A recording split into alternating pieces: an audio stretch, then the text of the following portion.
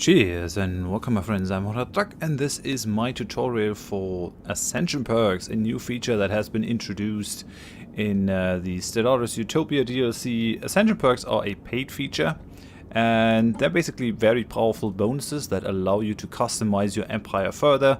They do allow you either to just get simple buffs like increasing your research speed, getting more naval force limit, or they can allow you to build some huge mega structures like ringworlds or orbital habitats, Dyson spheres, or they can allow you to ascend your whole population, your whole empire, and put them onto another level of existence, either by unleashing their psionic potential or by turning them into cyborgs and then in the end transferring their minds into robots completely, or by taking genetic engineering to the next level and creating a race of uber super beings. So how does this work? Well, the Ascension perks are tied into the tradition system. The tradition system is a free feature that everyone gets with the 1.5 banks patch, and the way that works is you get a certain amount of unity points each month, and you spend these to adopt certain traditions,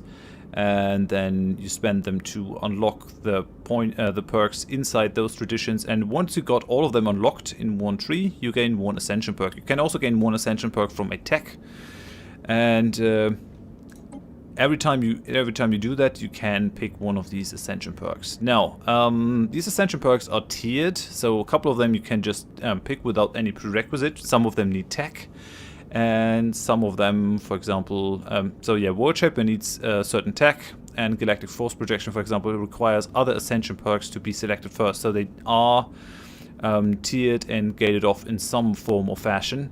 And I'm very happy with the system. I really like that it adds a lot to the game. More customization is always great, and it's meaningful and sort of allows you to live out your sci-fi fantasy. I'm not quite happy with the way it is presented over here because it is kind of unclear. So what I've done is I spent a couple of hours and created a table that shows the interconnections between those perks and when you can pick them, what kind of technology you need, or what kind of previous perk you have to pick to get another one. And we're going to have a look at that right now. Alright, so this is the table that I've created. You can see that I have divided all the Ascension perks into 4 groups: Tier 1, Tier 2, Tier 3. That is because Tier 1 does not require any previous perk to be picked, and then Tier 2 requires at least 1 perk picked before you can take these guys. Tier 3 requires at least 2 perks picked. Tier 4 requires at least 3 perks picked. And they sort of increase in their power. And what I've done is, you can see that in Tier 1 already, under World Shaper, you can see that you need the tech. So I've basically, don't mind the number that is in the tech, but just look at the tech. You can see the tech group that they're in. That tells you that the World Shaper needs the terrestrial sculpting before you can pick it, but it doesn't require any other perk to be picked before you can take it. Voidborn is the most complicated. That's below World Shaper in Tier 1, right at the bottom. Voidborn needs the battleships tech, and it needs the deep space installations tech. So it is rather complicated, the most complicated of these Ascension perks, of all the Ascension perks. And you can see the arrow going to Master Builders from Voidborn. So if you pick Voidborn, that unlocks the ability to take Master Builders. Master Builders is also a Tier 2 perk, so you need to have at least one other thing picked. So going for Voidborn first, then Master Builders is a definite possibility. You can also see that one arrow goes from Galactic Wonders in Tier 4 back to Master Builders. So if you do not pick Voidborn, you can pick Master Builders after you've taken Galactic Wonders. And then the other arrow going from Voidborn to the right is Circle of Life, that allows you to build ringworlds. That is also in the Tier 4. And yeah, both Circle of Life and Galactic Wonders need the mega engineering. But only Circle of Life also has the Voidborn as a prerequisite.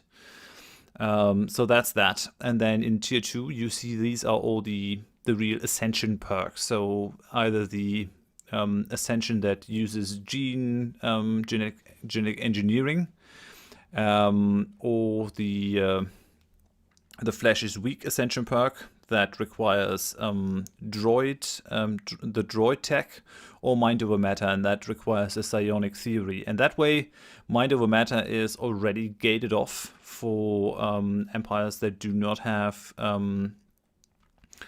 spiritualist ethics. So if you want to pick that later, you have to try and foster some spiritualists inside your empire and then embrace their ethics. Otherwise, I don't think you can get that tech if you don't have a scientist that has a psionics. I mean, a genius can sometimes get these, so it's not impossible, but it's going to be quite difficult for someone who is not spiritualist to actually get Mind over Matter. And you can only pick one of these, so in the tier 2, you can either pick Engineered Evolution, or the Flesh is Weak, or Mind over Matter.